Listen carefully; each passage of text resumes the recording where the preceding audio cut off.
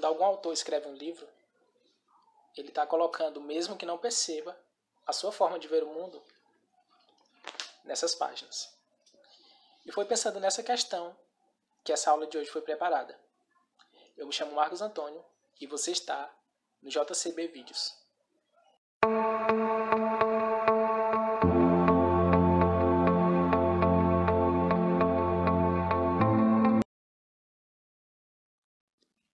Estava aqui pensando. Você conhece alguma autora brasileira negra? Essa é meio difícil, hein? Vou te dar um tempinho para pensar.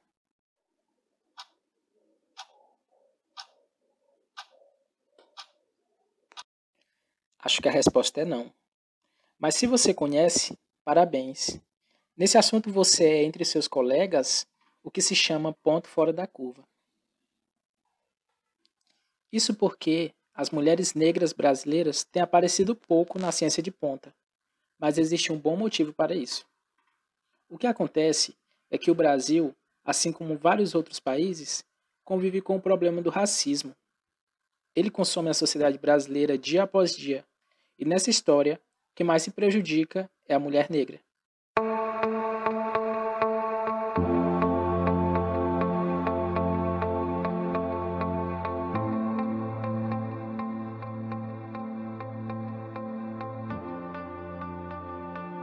Vamos comprovar isso juntos, dando uma olhada nessa pirâmide racial, proposta por uma galerinha lá da Paraíba.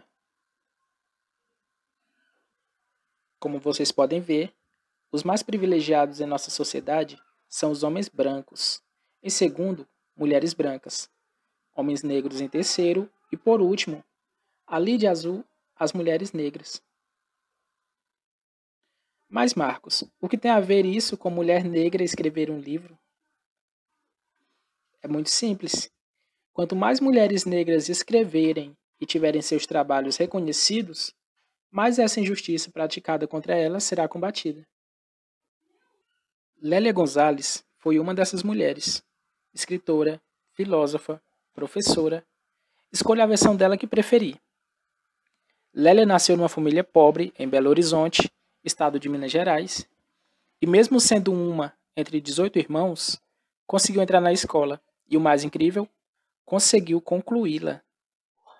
Nessa trajetória, a Lélia vai estar realizando aquele que talvez seja o objetivo mais nobre da educação, que seria como utilizar esses conhecimentos na prática, na vida. E sempre estimulada por uma dúvida básica que orientou ela praticamente a vida inteira.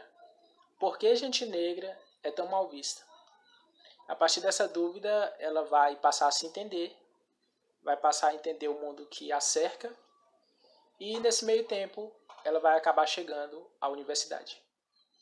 Olá, eu me chamo Cícero Martins Villanova Neto, sou aluno do curso de licenciatura em Ciências Sociais pela Universidade Federal do Tocantins e esse trabalho faz parte da disciplina de estágio 4, direcionado aos alunos do ensino médio do Colégio Estadual José Carneiro de Brito. Como já foi colocado pelo meu colega na parte inicial desse trabalho, aqui falaremos sobre a vida e obra de uma autora conhecida pelo nome de Lélia Gonzalez.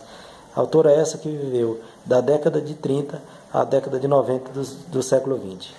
Ela conta que naquele período, para uma moça de família pobre adentrar no sistema de ensino, tinha que trocar sua mão de obra por os materiais didáticos para poder levar adiante sua vida escolar. Ela nos conta que era um período de muitas barreiras, em que uma jovem, sobretudo negra, não tinha quase espaço naqueles ambientes, sobretudo o que ela buscava, que era o de ensino. Ela, com muito esforço, e depois que um dos seus irmãos era um praticante de futebol na época, apesar de ser negro, e era um período em que estava tendo abertura para o negro no futebol, porque era um esporte de elites.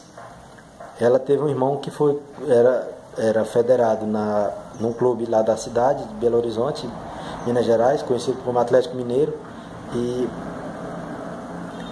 esse irmão dela foi convidado para jogar num clube bastante conhecido, do futebol brasileiro, que é o Flamengo, né, lá do Rio de Janeiro.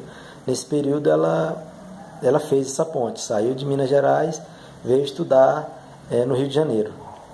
Mas mesmo assim, apesar do irmão ter um pouco de acesso dentro do maior clube da época, ela não conseguiu ter vida fácil, ainda teve que ir trabalhar na casa de alguns dos diretores do clube, trabalhar como babá, para poder estudar também, porque o futebol naquela época não era tão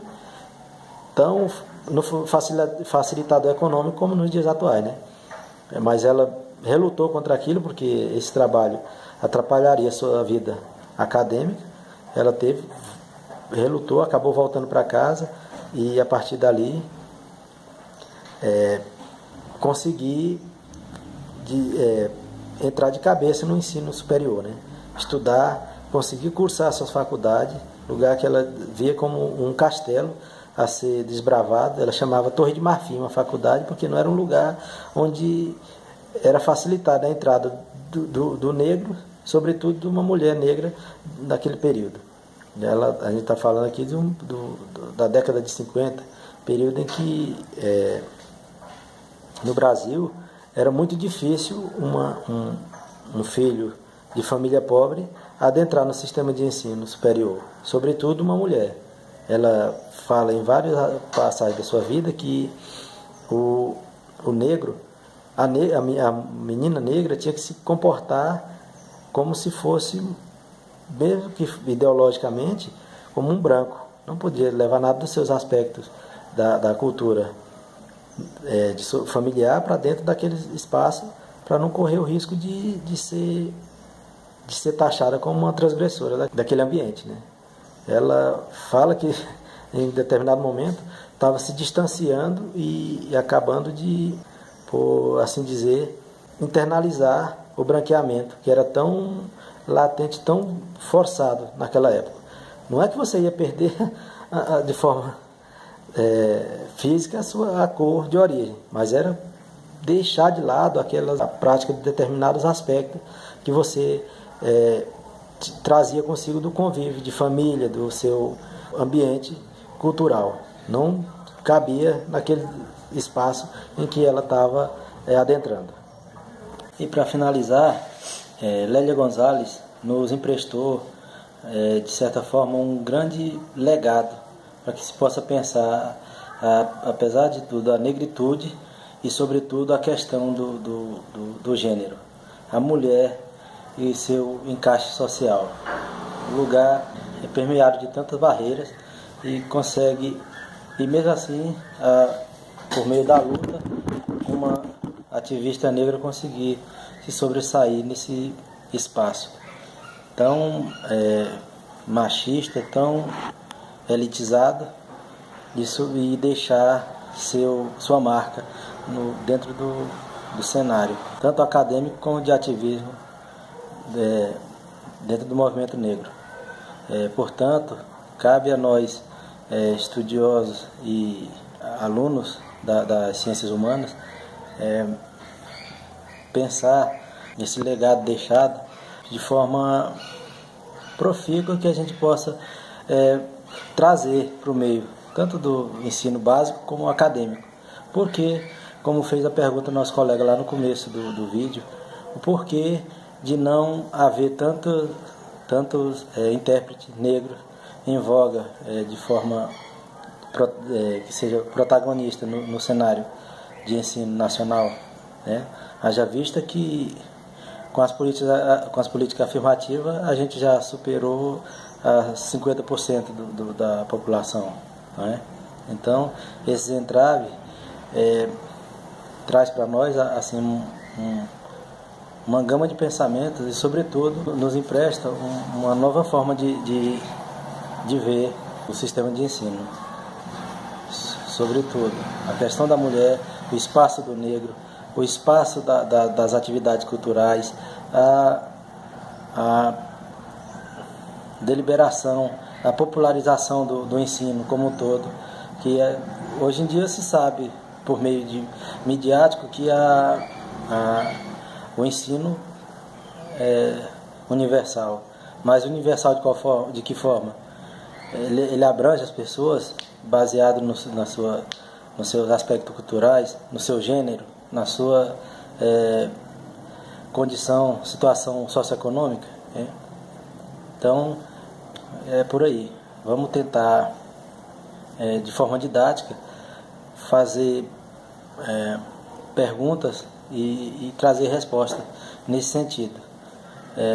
Esse projeto, Grandes Intérpretes Negros do Brasil, foi lançado e é um projeto muito rico, de maneira a se pensar o pensamento negro no Brasil, num país de desigualdades. Então, Lélia Gonzalez nos deixou nos anos 90, mas com isso deixou um legado muito grande para que se possa pensar o lugar do negro, assim como ela dizia, a situação da mulher dentro desse espaço e, sobretudo, o feminismo e negro, porque não é uma forma vitimista de ver as coisas, mas se você é pobre e é um homem branco, tem determinada barreira. Se você é pobre e é um homem negro, as barreiras se aumentam. Se você é pobre e é uma mulher negra, com certeza essas barreiras são muito mais abrangentes. É nesse sentido que a gente vai deixar aqui nossas inquietações e possamos pensar a futuro, quem sabe no próximo trabalho, a questão da negritude nesse país, desigualdades, e como que a gente vai problematizar isso posterior.